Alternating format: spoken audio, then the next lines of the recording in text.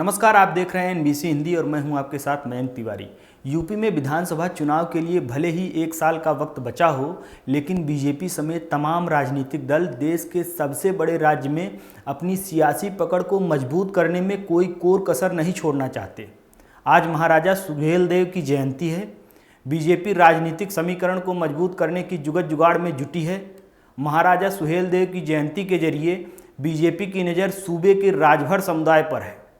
UP सरकार बहराइच के चित्तौरा में महाराजा सुहेलदेव स्मारक का भूमि पूजन कार्यक्रम किया। मुख्यमंत्री योगी आदित्यनाथ कार्यक्रम में मौजूद रहे, जबकि प्रधानमंत्री वर्चुअली तौर पर कार्यक्रम में शिरकत किए। अब अगर सियासी नज़रिए से देखा जाए तो बीजेपी सुहेलदेव की जयंती को भव्य तरीके से मनाकर ओपी राजभर का वोट बैंक अपने पाले में लाने की फिराक में है। महाराजा सुहेलदेव 11वीं सदी में श्रावस्ती के सम्राट थे। सुहेलदेव ने युद्ध में महमूद गजनवी के भांजे सालार मसूद को हराया था। महाराजा सुहेलदेव को 14 राजाओं ने सम्राट माना था। अवध से पूर्वांचल तक सुहेलदेव की वीरता के किस्से हैं। उत्तर प्रदेश के पूर्वांचल में 40 सीटों पर राजभर समाज का असर है। राजभर समुदाय उत्तर प्रदेश में अति पिछड़ा है। उत्तर प्रदेश में महाराजा सुहेलदेव स्मारक का शिलान्यास प्रधानमंत्री नरेंद्र मोदी ने किया। बहराइच के चित्तौरा में महाराजा सुहेलदेव के स्मारक का भूमि पूजन कार्यक्रम किया गया। उत्तर प्रदेश सरकार की तरफ से आयोजित कार्यक्रम में प्रधानमंत्री वर्चुअली शामिल हुए। महाराजा सुहेलदेव को लेकर प्रधानमंत्री ने कहा कि इतिहास लिखने में नाइंसाफ़ी हुई, महापुरुषों का योगदान भुला दिया गया, महापुरुषों के योगदान को पहचान नहीं मिल पाई, हम पुरानी गलतियों को सुधार रहे हैं। प्रधानमंत्री ने बिना नाम लिए विपक्ष पर निशाना साधते हुए कहा कि भारत का इतिहास सिर्फ वो नहीं है जो देश को गुलाम बनाने वालों, गुलामी की मानसिकता के साथ इतिहास लिखने वालों ने लिखा। भारत का इतिहास वो भी है जो भारत के जन सामान्य में, भारत की लोक गाथाओं में रचा बसा है, जो पीढ़ी दर पीढ़ी बढ़ा है।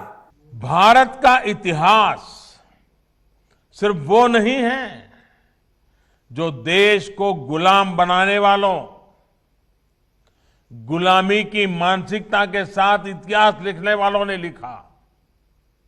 भारत का इतिहास वो भी है जो भारत के सामान्य जन ने भारत की लोक गाथाओं में रचा बसा है, जो पीढ़ियों ने आगे एक पीढ़ी से दूसरी पीढ़ी बढ़ाते रहे हैं।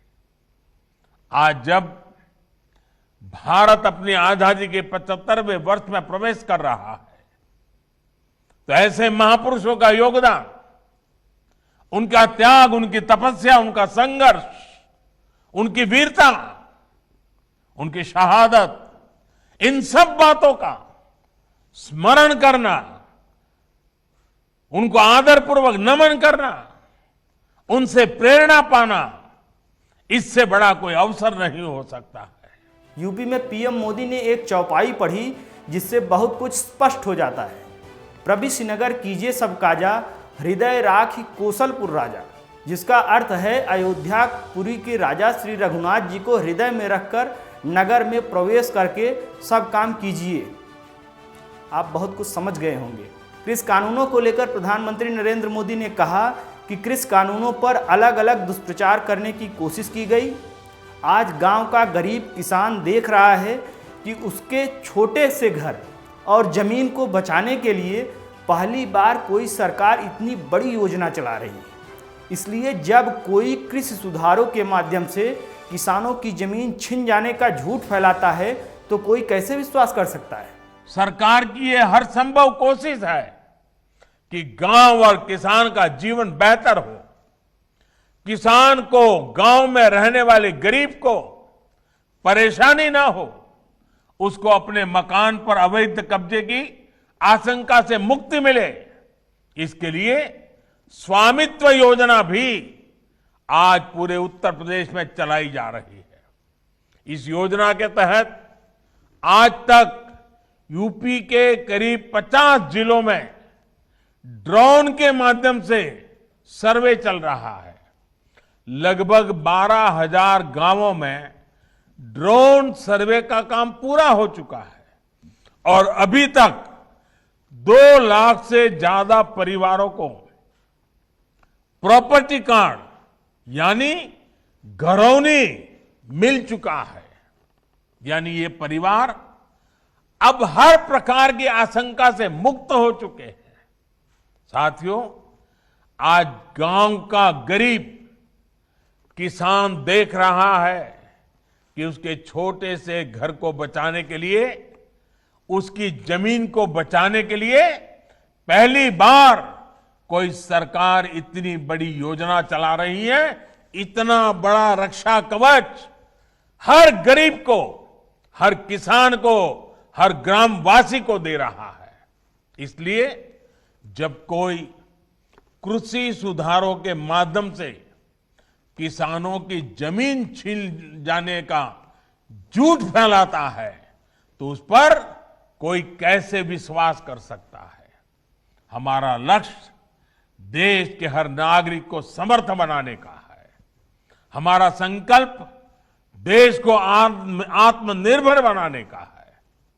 इस संकल्प की सिद्धि के लिए समर्पित भाव से हम जुटे रहेंगे। उत्तर प्रदेश देश का सबसे बड़ा राज्य है।